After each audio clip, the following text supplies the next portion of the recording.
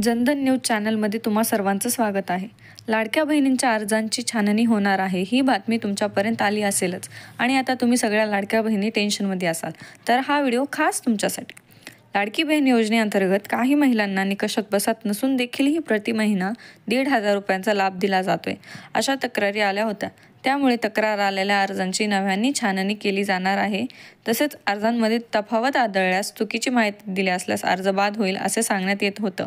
यासह अर्जदार महिलांना सरकारने घालून दिलेल्या नियमात बसत नसेल तरी देखील अर्ज बाद केला जाईल असे सांगितलं जाते. पण अद्याप असा कोणताही निर्णय घेतला नसल्याची माहिती आदिती तटकरे यांनी दिली असून या योजनेअंतर्गत मिळणारा लाभ आता 1,500 रुपयावरून 2,100 रुपये केला जाईल अशी माहिती देवेंद्र फडणवीस यांनी दिली होती. सर्व बाबी तपासून आगामी अर्थसंकल्पात त्यासाठीचा निधीच्या तरतुदीचा विचार केला जाणार आहे. त्यामुळे आदिती तटकरे यांनी सांगितल्याप्रमाणे लाडक्या बहिणींच्या अर्जांची छाननी होणार नाही.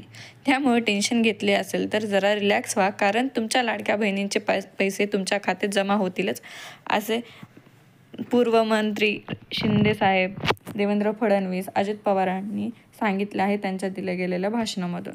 धन्यवाद.